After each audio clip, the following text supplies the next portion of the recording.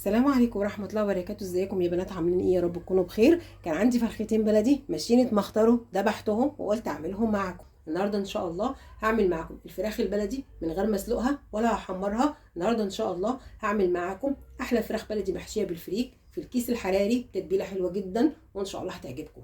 معايا فرختين بلدي متنضفين ومغسولين كويس جدا ونقعتهم في المحلول، والمحلول عباره عن ميه وملح وخل وعصير ليمون وشرايح من الليمون ونص معلقه صغيره من الجنزبيل. الجنزبيل بيضيع اي زفاره موجوده في الطيور. ومعايا كمان للفرختين ربع كيلو فريك متنقي ومغسول ومنقوع في ميه سخنه لمده ساعتين.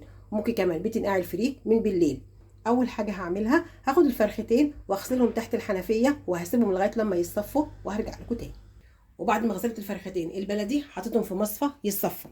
وعشان الفراخ البلدي يكون معاكي طعمها حلو ومميز هتبلهم. معايا بصلايه مفرومه ناعم هحط عليها معلقه صغيره من بهارات الفراخ، بسم الله الرحمن الرحيم، ربع معلقه صغيره من الحبهان المطحون، نص معلقه صغيره من الفلفل الاسمر، ومعلقه صغيره ملح، ومعلقه صغيره سكر. السكر هيساعد على سوى الفراخ. وكم فص من المستكه، وربع معلقه صغيره جوز الطيب، ورشه من الزعتر، ومعلقه كبيره كاتشب. المعلقه بتاعتي كانت صغيره، حطيت معلقتين صغيرين. هخلط كل المكونات مع بعضها، بسم الله الرحمن الرحيم.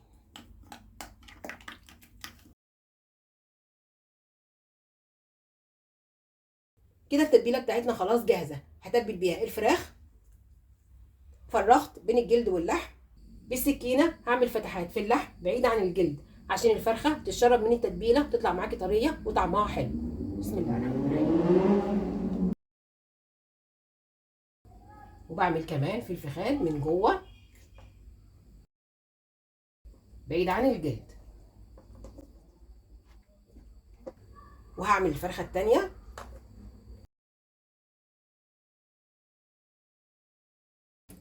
هتبل الفراخ بالتتبيله. هاخد اول فرخه واتبلها، بسم الله الرحمن الرحيم. هاخد من التتبيله واحط بين الجلد واللحم، بسم الله الرحمن الرحيم.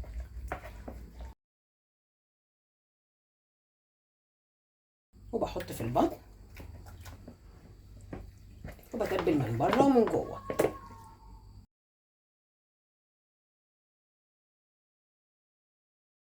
وبتبل كمان من عند الزور.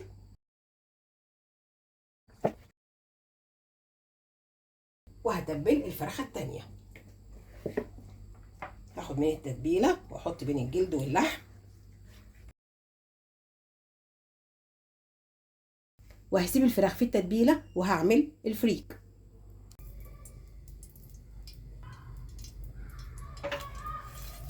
وعشان اعمل الفريك حطيت في طاسه معلقه كبيره من السمنه تسخن. واول حاجه هعملها هشوح الكبد والقوانص، قطعتهم قطع صغيره، بسم الله الرحمن الرحيم. هقلب.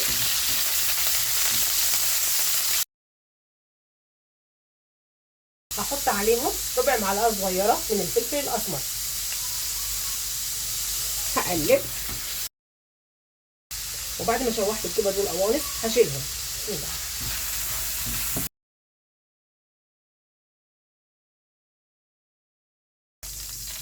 وهنزل ببصلايه متوسطه مفرومه، بسم الله الرحمن الرحيم. هشوح البصله مش هتاخد لون، البصله هتدبل بس.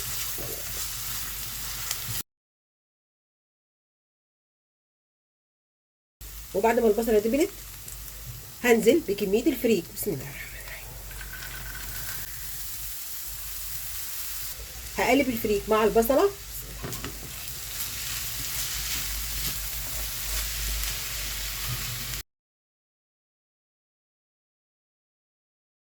هحط على الفريك ملح، والملح حسب الرغبه، بسم الله الرحمن الرحيم. وفلفل اسمر. هحط كمان على الفريك معلقتين كبار من صلصه الطماطم، ودي صلصه الطماطم اللي عملتها معاكم قبل كده، بسم الله الرحمن الرحيم. شوفوا لونها حلو ازاي، وكمان قوامها حلو جدا. شوفي زي الجاهزه واحلى وانضف كمان. هخلط، بسم الله الرحمن الرحيم. واخر حاجه هحطها كوبايه من الميه، بسم الله الرحمن الرحيم. وهخلط، بسم الله الرحمن الرحيم.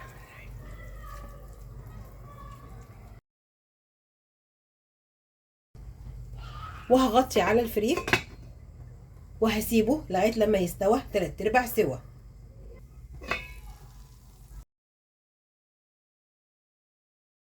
هطفي النار على الفريك وهسيب الفريك لغايه لما يبرد وهحشي الفراخ.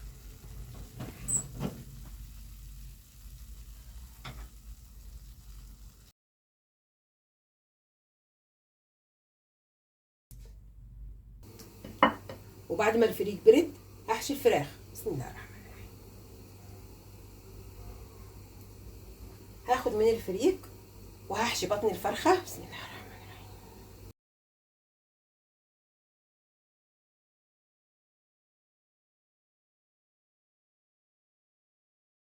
بالشكل ده. وهحشي كمان بين الجلد واللحم. بسم الله الرحمن الرحيم.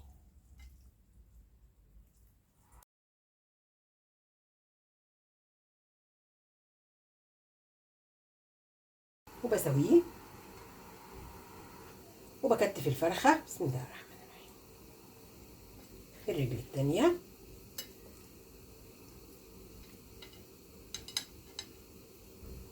بالشكل ده. وبحشي الفرخه كمان من عند الزور.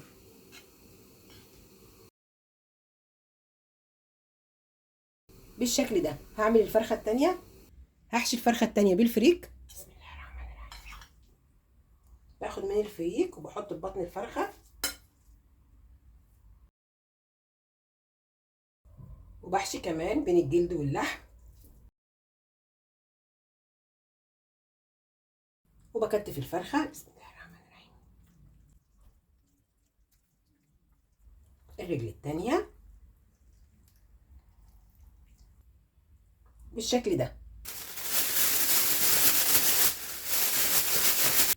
وبعد ما حشيت الفراخ بالفريك اخر حاجه هعملها هدهن الفراخ بمعلقتين من الصلصه مع معلقه من الزيت ورشه من الملح ورشه من الفلفل الاسمر ومعلقه من السكر. هخلطهم مع بعض كويس جدا وهدهن بيهم الفراخ. بعمل عازل بين الفرخه والكيس الحراري عشان الكيس الحراري ما يلزقش في الفرخه. هخلط المكونات مع بعضها وهدهن بيهم الفرخه. وكمان الخليط بيدي للفرخه لون حلو جدا. بسم الله الرحمن الرحيم. بسم الله الرحمن الرحيم. هدهن الفرخه من على الوشين.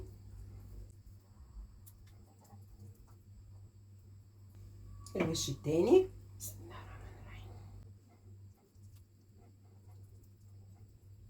هعمل الفرخه التانيه. بسم الله الرحمن الرحيم. هحط الفراخ في الكيس الحراري والكيس الحراري بطنته بالدقيق.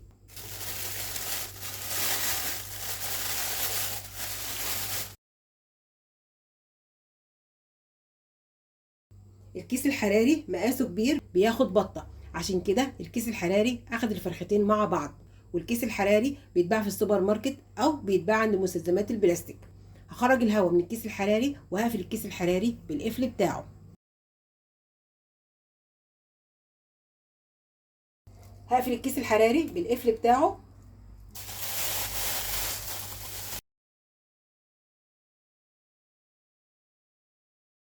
وبالسكينه بعمل فتحات للتهويه في الكيس الحراري عشان الكيس الحراري ما يفرقعش وهو في الفرن. وهدخل الفراخ فرن ساخن على درجه حراره 200 في الرف اللي في النص لغايه لما تستوى وتتحمر. هدخل الفراخ الفرن ولما تستوي وتتحمر هرجع اوريكم شكلها النهائي. وهعمل مع الفراخ اللي في الكيس الحراري طاجن ورق عنب.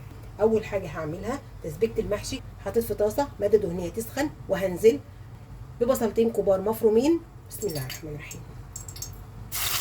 هقلب البصله تدبل بس. حطيت قرن فلفل ياخد تقليبه مع البصله. وبعد ما البصله دبلت هنزل بعصير الطماطم. بسم الله الرحمن الرحيم.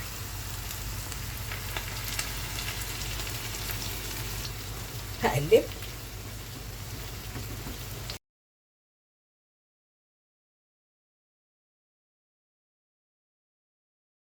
هسيب صلصه الطماطم لغايه لما تستبك.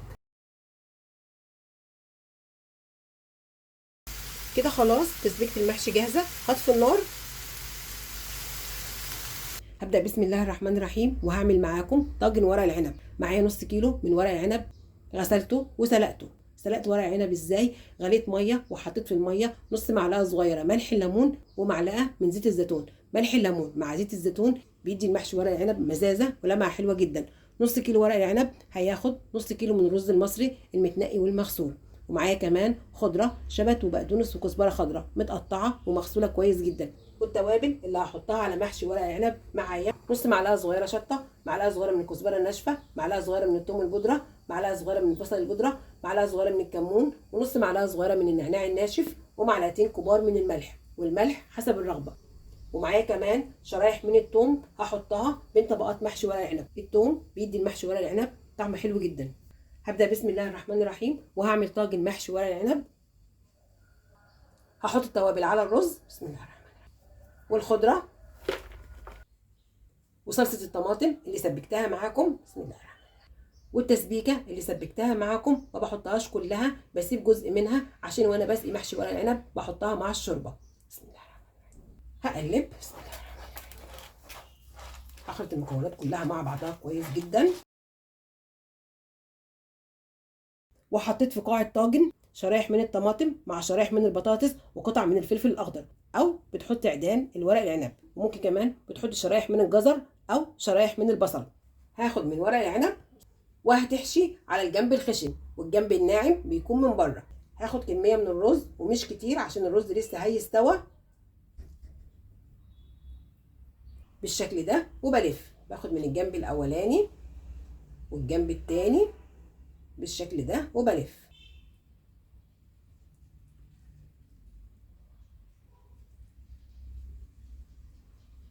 بالشكل ده وبحطه في الطاجن. وممكن كمان بتلفي على الطبق. هاخد ورقه من ورق العنب وبحط فيها كميه من الرز وبفرده وهلف. باخد اول جنب احطه على الرز بالشكل ده، والجنب التاني بالشكل ده وبلف.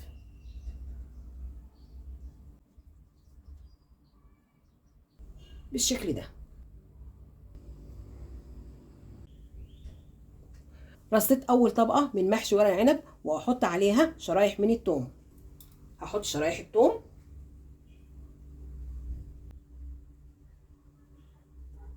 وخلصت طاجن ورق العنب. هحط على ورق العنب عصير ليمون. عصير الليمون مع الثوم بيدي طعم وريحه حلوه جدا لطاجن ورق العنب. بسم الله الرحمن الرحيم. هوزع عصير الليمون في الطاجن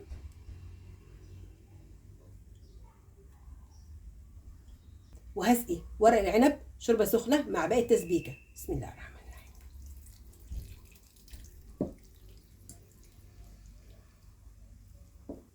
هوزع الشوربه والتسبيكه على ورق العنب. بسم الله الرحمن الرحيم.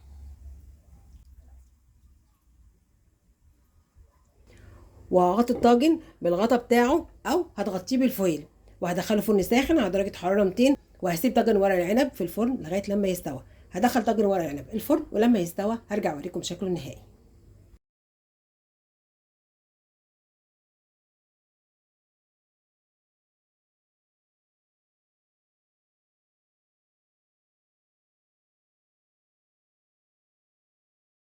بسم الله ما شاء الله، ده شكل الفراخ البلدي اللي محشيه فريك في الكيس الحراري، استوت واخدت اللون الذهبي.